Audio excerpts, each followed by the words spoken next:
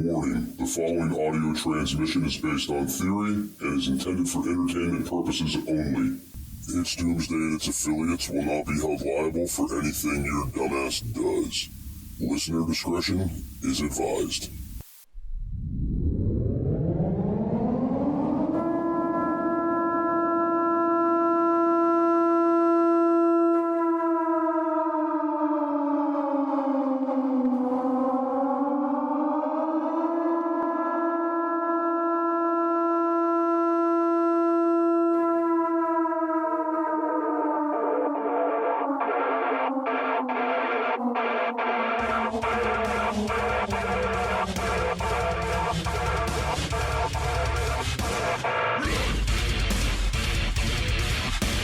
Welcome, everybody, to It's Doomsday podcast. Today is Sunday, January 30th, 2022. Time is 7:15 p.m., and joining me is Al, a.k.a. Big Daddy Prep. How are you doing tonight, Al? I am wonderful, my friend. Wonderful. Awesome, and we are back for Group Selection Part 2. And when we left off last week, Al, I believe we were maybe like a quarter of the way through your circle or your list that you were talking about. Yes, sir. We were just making a good dent in it. I'm afraid this topic could probably be a 7-part show, but I'm afraid that would probably bore everybody in the end. But yes, it's a huge topic, and it takes a lot of thought. This is a topic that takes a lot of thought, but it's not just right now thought. It's over a period of time. Oh, absolutely it is. And what's really interesting is as we talk about this topic and we get deeper into it, more light bulbs go off, and it creates more things to talk about. But if you want to pick up where we left off with the stuff you had, I mean, by all means, go for it. Take it off. Okay, well, let's just do a minor review on what we talked about last week about how we form our community, our circle.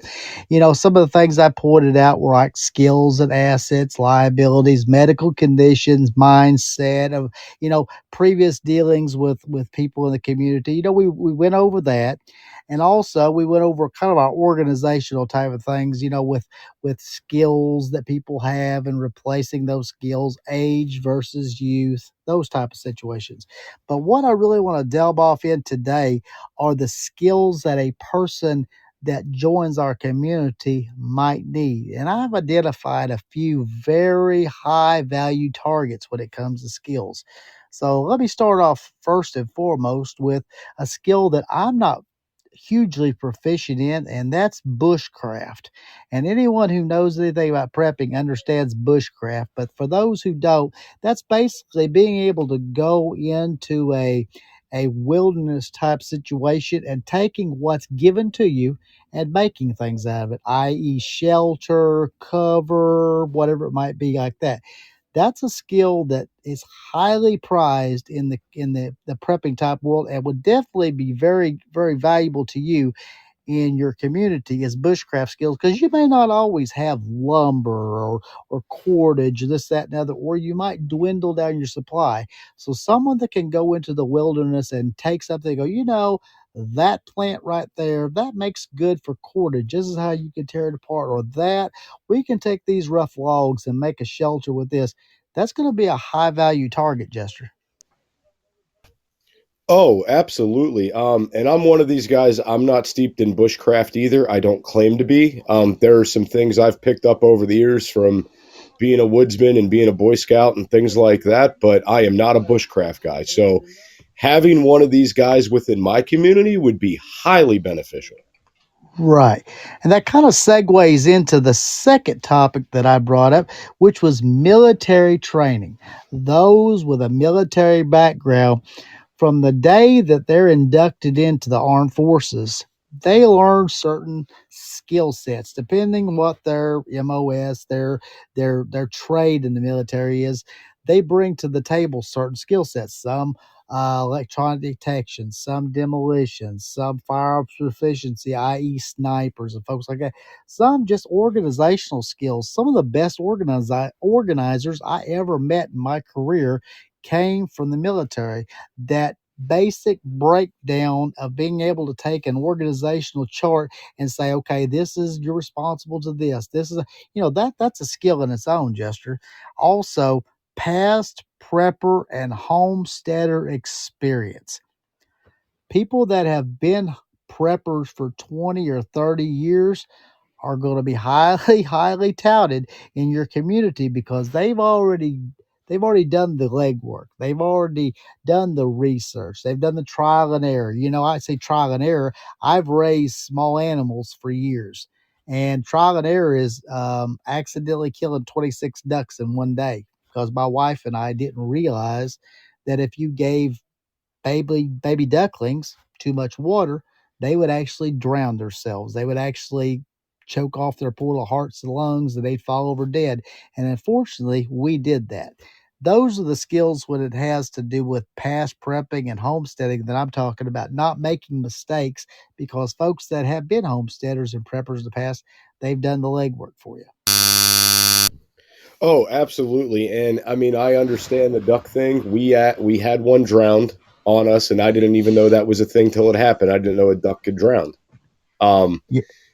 You always hear that saying, "Oh, you take to it like a duck to water." Never once would I thought that would have ever happened, but it does. And to further your point about the people that grew up, or have the experience with the raising of the small animals and the livestock and the homesteading and kind of the country style of living, they're going to be able to show you things and teach you things that you never thought possible. And I mean, some of these things could be very simple. How to care for rabbits, how to care for chickens, maybe how to season firewood, how to can goods. The list is endless with these people. Absolutely. And you don't learn a skill by just going, okay, I want to can. And you go in there in the kitchen, you just start canning and everything goes perfectly. That's why learning from someone, everybody passes down things or people pick up things as they begin to learn a skill. But we all make mistakes. Raising animals, canning, all these things take a certain, it's why it's a skill, Jester, is because you have to learn these things. I always love people that live in urban and suburban areas that think that us in the country or folks that are from the country are anything other than intelligent. I won't say dumb or stupid, anything like that, but a lot of people look at country people as being, those silly hicks. Well, let me tell you, to grow up in the country, you have to learn certain skills if you're going to survive. Canning and raising animals are skills. You don't just go out there, grab a rabbit or grab a chicken and go, okay, here, chicken. Now I'm going to eat you in about 6 to 16 weeks. I need you to go ahead and start growing up. It doesn't work like that. You know this because your background is the same way too. But if someone wants to become in a community, they need to bring a skill. By bringing a skill like that, previous preppers, previous homesteaders, they bring a lot to the table. That's all I can tell you. They're going to bring a lot to the table when it comes to food, because food is going to be something a resource that you're going to have to constantly replace.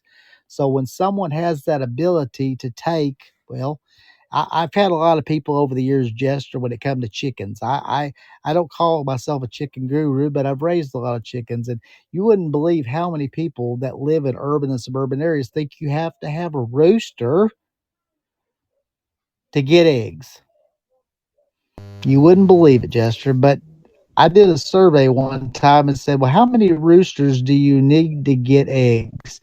And I kid you not, the answers I got astounded me. You don't want to have any roosters. It goes back to the whole thing of you have to have a skill, and these are skills that you want to bring to the table. Hey preppers, do you want 10% off survival food? Go to www.readywise.com and use code DOOM10 at checkout for 10% off all your survival food needs. Again, that's code DOOM10 at checkout at readywise.com, DOOM10 for 10% off at readywise.com. Absolutely. Now, although a rooster is not required for eggs, I do recommend having a rooster because it helps. The rooster will help protect the other chickens, Right. and they'll also help find food for the chickens. You really only need the rooster if you want your eggs to be fertilized. That's it. Righto. and That's it. reproducing your flock. That's important. But when it came to egg production, I just tried a question one time on a social media. I said something about, well, how many roosters do you have to have eggs? And my Lord, Jester, the answers, oh Lord, I thought folks knew more about their farm animals, what they did. But anyway, that's another topic. I'm going to stay on topic. This is going to be a next section here that you're going to love. I identified number 4 as being law enforcement and corrections experience, i.e., security experience. And I know that you can delve deep off into that. So can I, from being with a corrections background, and you with a law enforcement background. But those are folks that are going to be highly desirable in skills for a future community. Oh, absolutely. I mean, so security ops for me, that's like one of my biggest preps. That's one of my biggest, things that I plan for. It's something that's needed. And also I think, the correction side and the law enforcement side, having that ability to size people up, to read people, to profile people, I think is going to be worth its weight in gold within these communities. Being able to yes, being able yes. to identify someone that could potentially be a danger before they come one. Right. Some of the skills with that law enforcement corrections experiences is communications, basic security, possibly the ability to be able to shake a person or area down and find the materials that aren't obvious to the eye. That's a skill that I gained in corrections that I didn't realize that the world didn't possess. I guess I forgot how I learned it, but just being able to find things that are hidden, whether it be on a person or in an area, those are important skills. Locking mechanisms, just basically keeping a good perimeter security and security locations that are not obvious to other people, but will be obvious to people like you and I with the background we have how to maintain security of an area. That's going to be a topic right there. But um, the next I had is mechanical repair.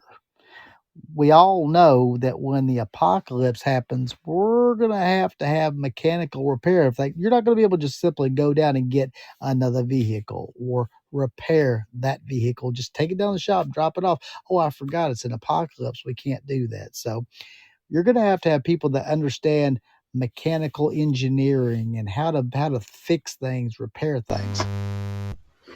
Oh, absolutely. And I can't say that I'm very well steeped in that. I know a little bit of stuff. I can do some mechanical work, but I'm not the type of guy that's going to be able to rip apart a transmission and put it back together. I don't have that mindset. And that's that area that you would want to bring somebody into your community that was a little bit more knowledgeable about. Absolutely. And there is a line though for me, because you do have people that come in, and I'm going to go off on a little bit of a tangent here for a second. But you have these people that come in that think they're gods because they possess knowledge. Definitely Right. avoid those. Definitely avoid those people too. Modesty is a good quality when selecting these people that have these skill sets. That's all I wanted to say. Yes, sir. You're right. When you're the God's gift to whatever it might be, you really need to check yourself at the door, because someone, i.e., will come along later on and end up showing you up, or your skill set will just, people will just get tired of dealing with you because they don't want to deal with you. Their skill set. Okay, we'll find somebody else that knows how to do this. You need to go. So yeah, you're absolutely right about that. Uh, the next area that I have identified is medical training. We all know that medical training is going to be a huge thing in every community, not only for, I hear people talk about all the time, they're preparing for gunshot wounds or this or that, but just day to day medical. People get old, people get hurt, people stub a toe, break a finger, have a migraine, get sick. Viruses, well, Lord knows we know about viruses today. People with medical training, whether it be LPNs, RNs, APNs, doctors, anyone like that has a medical background is going to be highly sought, because you're going to have somebody. We all get sick, we all get ill, childbirth, dental, dental problems, eye problems. There's going to be a whole vast amount of things that happen, because if it happens to you right now in a regular everyday situation, it's definitely going to take place in a grid down situation where you don't have all the luxuries that you do today. Oh yeah, that's 100% undeniable. I just think about the common injuries that happen to me all the time. A sprained ankle, something gets in my eye. And then you bring up the teeth thing. I think that teeth problems are going to be a bigger problem in an apocalyptic situation, because you're not going to have the preventative maintenance that you do right now. Plus, I'm one of these guys, I'm real bad for using my teeth as tools to strip wires and do different things like that. And I think Yep. we're probably going to be doing more stuff like that in the apocalypse. I But agree. no, I think you hit the nail right on the head, Al. Someone brought up something this week in one of my comments and one of my social media posts, and I'm going to throw it in there, even though I didn't have it on my original list. I have to bring it up because he brought it up, and I agreed with him. He was right, and that is blacksmithing, i.e., forging of materials. And it doesn't have to mean that we're such a broke down situation to where we have to forge our own nails, Jester. But there's going to come things that are going to get broken, or things that we're going to need. And being able to take an old piece of metal and temper it and form it and change it to fit something that we might need to replace or we just need to build is going to be a skill that I hadn't given that much consideration to. But when I made a comment about something, I don't remember what it was, on a social post, that he said, "Well, what about blacksmithing? It's going to be a skill that that I do that's going to be sought out." And I said, "You're absolutely correct." Matter of fact, I told him, I said, "If you would send me some information, I'd like to learn some more, and I'd definitely like to interview you about some of those skills for a show one day." And of course, he was, he jumped right on the bandwagon with it, but I hadn't thought about that much. Yesterday, had you ever thought about that? Well, so before I got into law enforcement, I was a welder by trade. I've been a welder for over 15 years now. Well, I think right at 15 now. I had my own company doing it for 5 years, and I've kept every single piece of equipment to this day, like that I had from back when I had my company, except for a couple big items. And the reason why I kept everything is my thought was you might need to up armor a vehicle. You might need to repair a broken axle. You might need to fasten some heavy duty hinges to reinforce some doors to increase security on a building. You might need to build some heavy duty steel gates. Maybe there's something broken that you need to repair. And it just, for me, I kept that for that reason. Although it's not blacksmithing, it's, kind of the next best thing. So yeah, absolutely. It's something that I thought about. And we did an episode sometime last year on, what would be the best skills for the apocalypse. And that was one that came up on the radar, was the blacksmith. I got another one that came up this week too, and I'm kind of throwing these in the middle of the list because they have come up recently. And I was, just before we started the podcast, I was finishing up one of my wife's requests, which was to make her some fresh cinnamon rolls. And I got to thinking about people that have the ability to cook, whether it be bake or whatever like that. Those folks are going to come in handy, and not just everybody can do that. A lot of folks in this modern society eat, just they eat out of the freezer, the refrigerator, or the box. And being able to cook from scratch with raw elements, like, i.e., flour, sugar, yeast. A lot of people nowadays, they don't know anything about that, Jester. So people that are able to cook and bake are going to come in important, because you like to have bread with your dinner. Well, guess what? If there's no bread in the store and there's no store to go to, and you want some bread, you better know somebody knows how to make it. If you want something cooked that you don't know how to do, or even if you don't know how to cook the raw items that you have, those people are going to be hugely important to you, because anybody can store rice and beans and noodles. But if you don't know what to do with them, you're going to be up a creek. Well, not only that though, but when you're talking about the community aspect, like making bread, baking, and preserving food items, this is going to be a full-time job for a person in a community. I agree. So you might have a person baking bread all day, every day. Or if that person's not baking bread, they might be preserving food or processing grain. I think that's a highly desirable skill set to have. Absolutely. I agree with you. What about the next one on my list was those with experience hunting, fishing, and gardening. And I wrapped up into one, and they could each one be an individual one of these hunters, fishers, gardeners. But I wrapped them all up together. Basically, people that take from the land what the land gives them. We all know that to go out and hunt is an art, to go out and fish is an art, and to be able to garden and take a seed and make a whole bountiful meal out of just a few seeds is a very important thing. But those people that have the ability to go out into nature and say, "Nature, feed me," and when you open your door, it's like going to the grocery store. That's going to be an art, not only by what you can raise garden wise of just raising up in your garden, but be able to go out into nature and find things in nature that you can eat, i.e., mushrooms and herbs and root crops and nuts and things like that. So a person with that kind of experience, they're you can't replace that knowledge because you can't just read a book and get that knowledge. You have to have someone that actually shows you. So I say people like that, they're going to be somebody you're definitely going to want to bring into your group. Absolutely. And one of the big reasons so there's a big thing here. You can't have the entire community out hunting out in the woods all the time because there's going to be other jobs to do. You have to put people in that job set. You have to take people that have that skill and make them go apply that because the whole community can't continuously do that. So that's like a designated thing, and someone coming in to have that skill set again is going to be invaluable. I agree 100%. The next topic I had on here, the next person was the heavy equipment operator, i.e., experienced person. And a lot of people would disagree with that, but I will tell you this much, Jester. I don't know how strong you are, but every year I think I get a little weaker. And we as a modern society have depended so long on heavy equipment and mechanical, i.e., gearing and things like that, to make our jobs easier.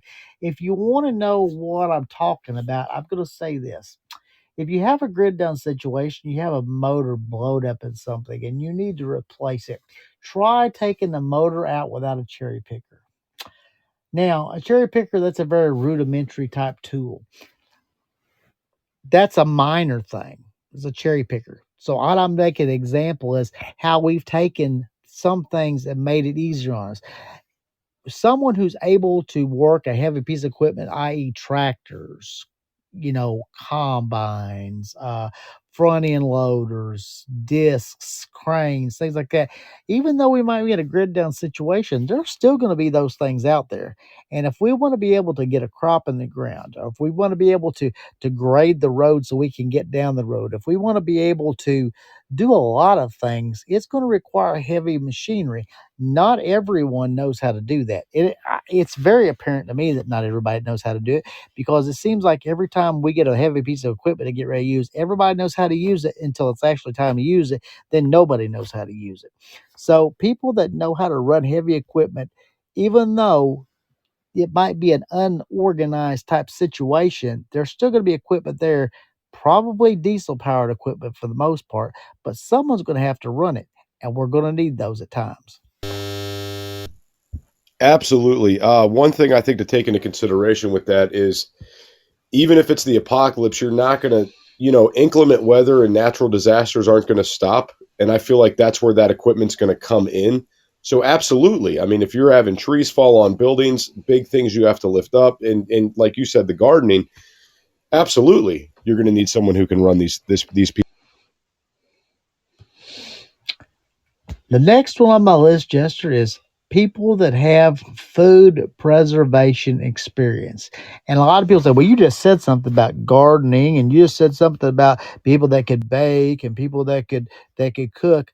Food preservation and those topics are completely and utterly different because being able to can salt meats, able to smoke meats, that's an art all on its own. And if you intend to take the kills, that you make or intend to take the livestock that you raised or the garden vegetables that you've raised or the things that you find or that you grow and keep them for a long period of time and not just use them right now, you're going to have to find a way to preserve them. And let me tell you something. If you kill a hog today, you can't eat all that hog unless you have a very large community and you're raising a lot of animals. You can't raise that hog before it go bad on you. So being able to smoke meats, salt meats, and things like that, that person right there is going to have a full-time job because they have to keep the community fed. And as much as salted things, salted meats and smoked meats may not sound that well, to a lot of people, it wouldn't sound appealing. It may not sound appealing, but and also health wise, it may not sound that appealing to a lot of people.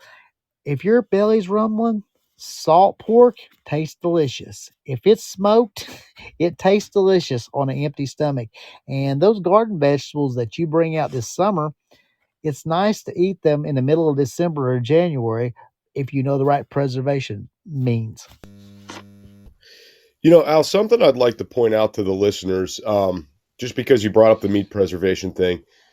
So for everybody out there that is kind of being a naysayer, you're not going to need all these things, do understand we have an entire world population that is performing these daily operations now. Someone's doing this for us. Someone's preserving the food. They're running the trucks to the stores. So at the end of the day, even if it's the apocalypse, you're still going to need these things, right? Absolutely. Go to a third world country right now, Jester, and find out what it's like when there's no one to do it for you, when you have to, as a community, do it yourself. Because in most third world countries, there's no one that's in the city that said, okay, well, I'm going to bake all your bread for you. You come get it. Someone's baking the bread in that community. When they need meat in that community, they don't go to the main place in the country and get it. They have to get it themselves. So half the population of the world is living exactly as we're describing right now. Oh, absolutely. And I mean, within these little communities overseas, you have like an individual baker, or you have the produce guy, or you have the meats guy, and you have these guys going around. And not only that, but they have their individual little markets. That not everybody has a big box store or a Walmart to go from. Some people are living this life right now as we speak. Right. And one of the last number 10 topic that I had on my list, and it's going to be an unpopular one for a lot of people because basically they're not going to like this idea, and I don't either, but it's the organizational skilled person. It's the person, we have to have an organization. Jester, as human beings, we crave, people can say they don't, but they're lying. We crave structure. We crave a system in which there are checks and balances. We crave a structure to where there is discipline for actions that are detrimental to the community, and we also crave someone being in charge. I hear it all the time. People say, "Oh, I don't want anybody in charge. I'm tired of people in charge." But as a society and as people, we crave someone who we say that person's in charge. This is you commit this crime. This is the punishment. If you don't believe that, just wait until they start talking about crime and legislation, and the people say, "I think we ought to do so and so." That's exactly what we're talking about here. A structure, an organizational person, a person that says, "Okay, you're in charge." Or I'm in charge, and these are the people that are in charge under me, and this is what we get for the crime of this. This is going to be a trade of. Not everyone's good at organizational skills, Jester. Not everyone is. So that person that has the ability to organize these people, they're going to be the base rock of any community because someone has to say, okay, I'm the leader. We're going to follow me. Or someone's going to say, that's the leader and we're going to follow them. It's just, it's an unpopular idea. I'm sure it's going to be, but someone has to be in charge. Also, kind of a half side of that too is organization in an apocalyptic community is going to be a full-time job. You're going to need someone to keep records, someone to enact new rules and regulations, someone to be able to assess problems that are going on, someone to be able to sit down and figure out how to resolve situations. The leadership position is going to be a full-time job. And if you don't have a council or a leader, you're going to have a very, very bad apocalypse because it's going to be chaos. Things aren't going to run right. Things aren't going to work right. You need that. You definitely need it. I couldn't agree. Well, here's the thing, Jester. People that argue that point, ask the Indians, ask the Aztecs, ask every indigenous tribe in any continent in the world, whether it be in Australia, Africa, Europe, America, the South America. Ask any of those indigenous tribes that was somebody in charge. There was always someone in charge. There was always a council of leaders with someone in charge. So you're right. That's going to be a full-time position, and throughout mankind, in any situation, someone was always in charge, even if it's now in this modern society here in the United States where we decided a couple hundred years ago that we were going to have a constitution. That was our rules. We decided that we would have a president, a vice president, a Senate, a House of Representatives. So there we go. We've proven the fact that every society has had some form of organization and organized leadership. Absolutely, 100%. And that's not something that's ever going to go away. We're going to have that till the end of time. So if you don't think that that's going to fly in the apocalypse, that's a very infantile way of thinking. You're going to need that leadership. Yes, sir. Jester, I think the main thing that we can get through to the listeners and people that are listening to our podcast today is there are certain questions you have to ask yourself when it comes to organizing your community, your circle, whatever you call it. You're going to have to establish who's in my circle, establish a number. No matter whether it's one person or 1,000, how many people are in my circle? How is my circle going to be organized? Where's going to be the main place that my circle is? What's going to be our base camp? How far out are our peripheries of our camp? What are we doing? What are we securing? Do we have to have security? Yes, we need security. Well, who's going to do security? Who's going to feed us? Who's going to preserve the food? Who's going to take care of this? And that organization is what we're trying to get our listeners to understand now, that this is not something that willy-nilly happens in 5 minutes. Because as you form these groups, you're not just forming a group. You're not just saying, okay, we're going to do this. You're forming your existence. Your existence and your success after a bad situation happens is going to be, it hinges on the decisions you make before the situation happens. You can't wait until something horrible happens to go, okay, now we had something bad happen. Let's start organizing our response. That needs to be ahead of time. So if that makes you a prepper, or if that gives you a stigma because you are a prepper, then you're more intelligent than other people. Planning ahead of time of what preppers do, and this is part of prepping. This is as important as laying up all the dry rations and all the water in the world, or all the bandages in the world, or all the firewood in the world. Is planning on how your community is going to be formed, because you're not only going to have to worry about threats from the outside, you're going to have to worry about threats from the inside. If you overeat your supplies, you're going to run out. If you overdrink your water, overuse your food, people don't maintain security, you're going to get attacked from the outside. So inside and outside struggles are going to be rampant if you don't plan ahead of time. Absolutely, 100%. And just to further your point, I mean, our governments now do this. Right? This is something that every county, every city, every municipality around our country, they do that now. Right. They pre-plan for disasters. They have police that polices. They have regulations and rules for things. And you have to do that to have, a modern day society. The apocalypse is going to be no different. And if you think for a second that you aren't going to need these things, or you want that anarchist type society, it's going to fail very quickly. Very quickly. Jester, working in the prison system, we had a set of rules for everything that happened. Everything occurred, from a tornado to a riot to an escape. And we had a little book we went to, and we opened that book up. It was a security plan for, we'll say, escape, and you open the plan up, and it automatically told you exactly what you needed to do. These are the people to contact. This is what we do. These are the municipalities we contact. We had everything planned out. So when I say that I spent years planning, I spent years planning for every possible situation that could happen at a prison level. I just took that into my situation with my community and broke it down and said, what's effective for me? What am I planning for here? Am I planning for this? Am I planning for that? And I understand that folks that haven't had any experience in this, they kind of, it seems overwhelming, but it's really not. What you need to do is sit down with that little piece of paper and identify the beginnings. How big is my group? Who needs to be in it? Who are the family members and the friends that I want in it? And then just go from there, work your way out. It can't happen overnight. You have to do so. There has to be some thought put in this. There has to be a little homework with this assignment.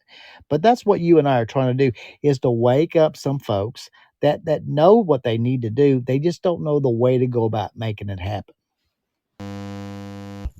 And also, I think it's shedding light on situations people didn't think about, like how we bring up the security element, or you're going to need someone to designate for hunting, or designate just for bread making or preservation, or selecting these different people.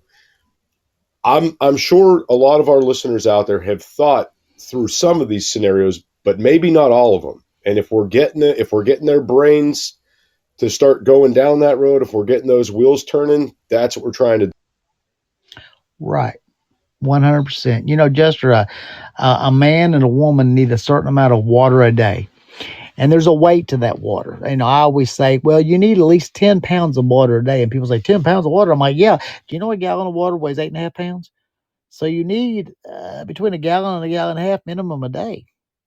Oh, my goodness. And then when you start throwing things out there to people, they start understanding. I'm like, okay, if there's 8 of y'all and you need 10 pounds of water a day, it's 8. Can you carry 80 pounds of water? Can you carry 80 pounds of water? Who's going to carry the 80 pounds? And then that starts breaking it down. People, they start understanding. I said, the human body usually goes through about 100 calories an hour. So that's about 2,400 calories a day. That's basically what a person needs, is about 2,400 to 3,600 calories a day. Do you realize at work you burn about 500 calories an hour? That's 12,000 calories a day if you were doing hard work. Do you have 12,000 calories per person per day if you're really working hard? And then people start going, oh, hold on a minute. Hold on, it's too much math. I'm like, yeah, math has to do with your survival. I'm not saying that you're going to need all these things, but these are just markers that you go by. How much water do I need today? How much food do I need today? How many? It's a great idea that you're going to bring 100 strong, able-bodied people that are going to be in your community, and every day they're going to gather and work their hind end off. They're going to make this community go. Well, what if only 50 want to do that, and the other 50 want to sit around? And then what if somebody decides, I don't want to work, but I want to eat? These are things that are going to come up as you go through this survival situation, and you have to know how you feel about these things or what you're going to do if it happens. What if you have a whole bunch of people there that are great medical minds? Everybody in there's doctors and nurses, is that another? But I know a lot of doctors and nurses, and they don't know how to fix their car, and they don't know anything about smoking meats, and they don't know anything about security.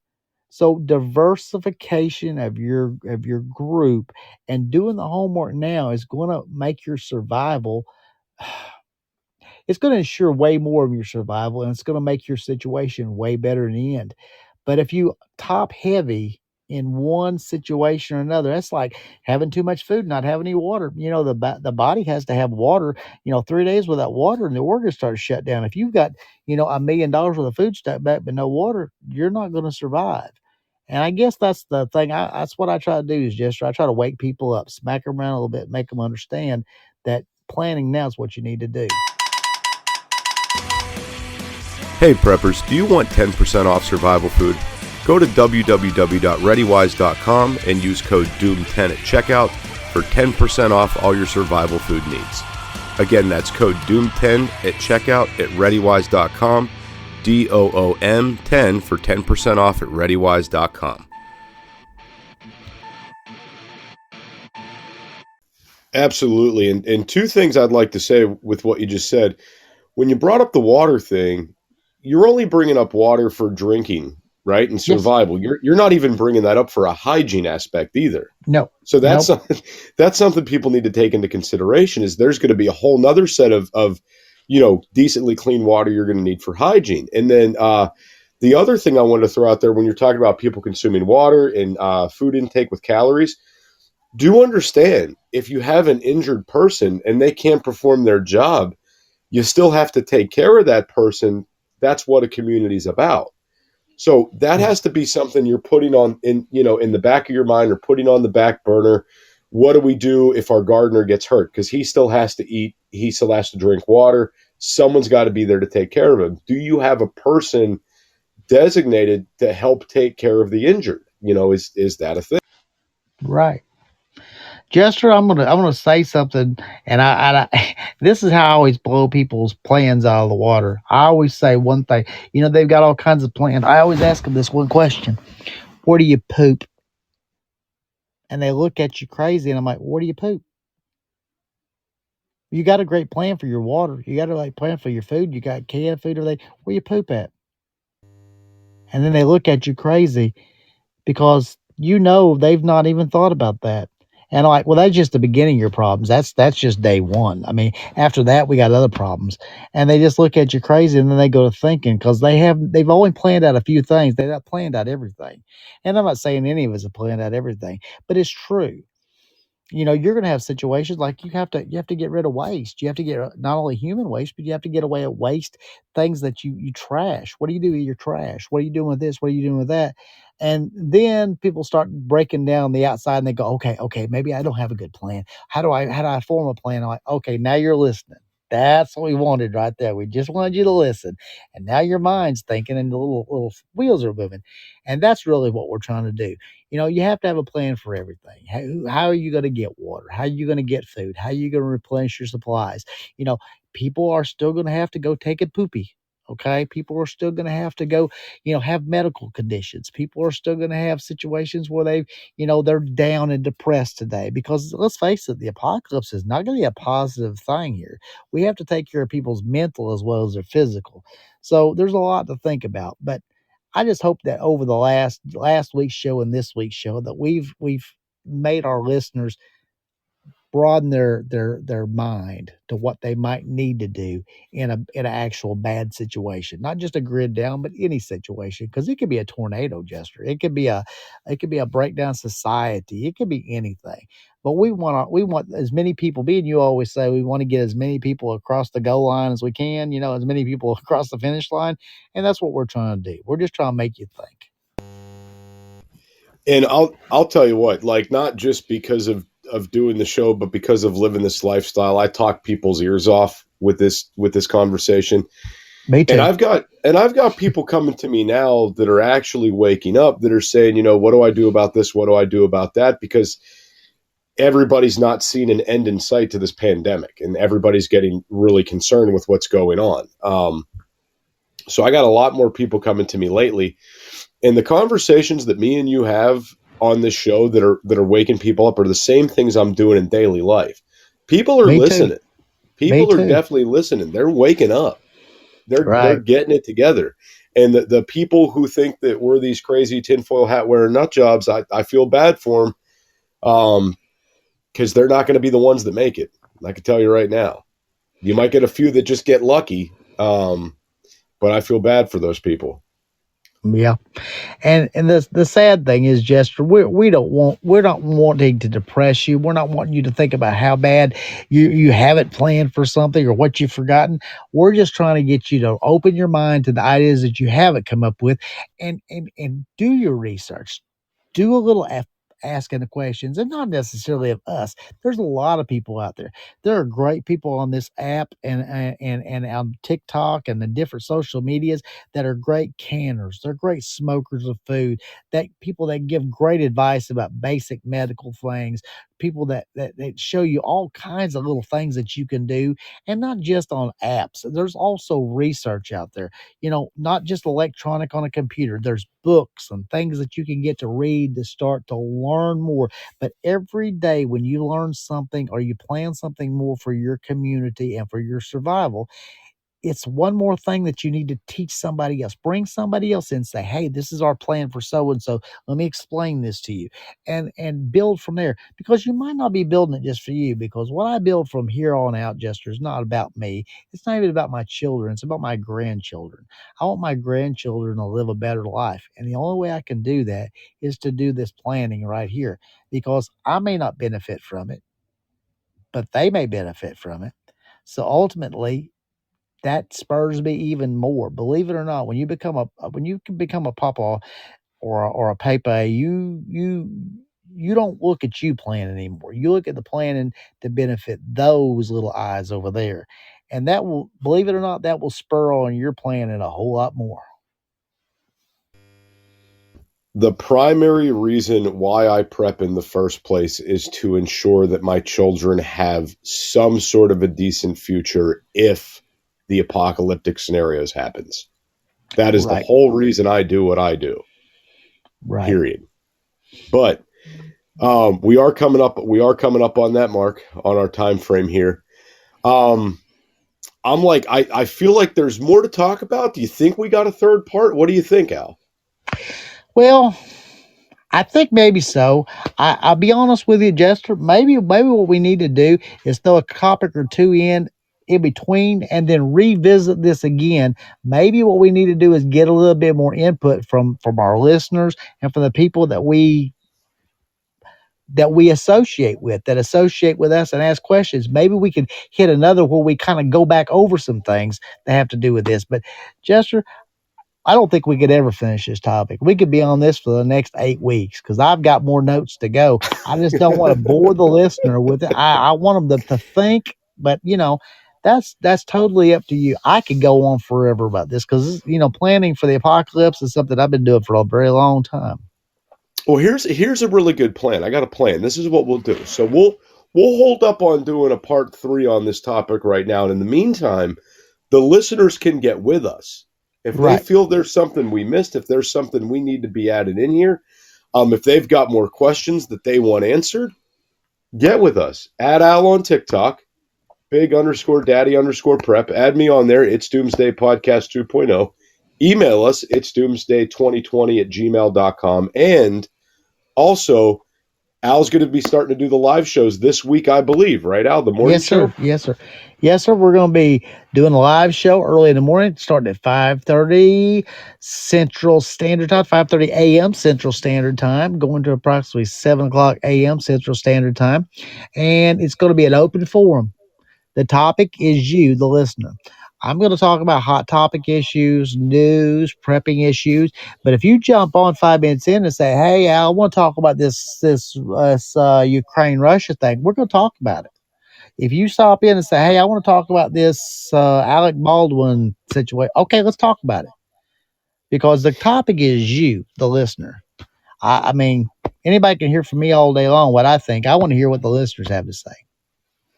Right. And for those of you guys out there that want to catch that live show, you can download the Podbean app, or you can get on the website. It's doomsdaypodcast.podbean.com. And you could find Al on there on the morning show, and you could find me on there doing a live show Sunday evenings. Al, you got anything? Make sure you get on and listen to Jester's Sunday night shows. You'll enjoy it, and I guarantee it'll open your mind up. You need to get in on those lives on Sunday night. What time does that start? Is it 10:30? 10:30 my time here, right, Jester? 11, yes, sir. 11:30 Eastern Standard, 8:30 Pacific. Okay. Make sure you get on Jester's Sunday night, because I guarantee it'll open your eyes. Any topic's wide open. We'll get off topic on there quick. Oh, it definitely happens. And guys, like I said, before we get out of here, definitely find us on the social media. Definitely look us up. Definitely make communication with us, guys. It's a good thing. Right on.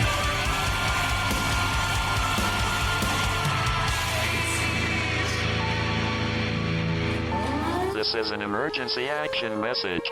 At approximately 1 a.m. Eastern Daylight Time, NORAD is tracking 15 ICBM nuclear missiles inbound to the following cities: Orlando, Miami, Pittsburgh, Dover, Newark, Richland, Philadelphia, New York City, Baltimore, Los Angeles, Las Vegas, Boston, Seattle, Detroit. This is an extremely deadly situation. Stay tuned. The next emergency message will be a presidential address.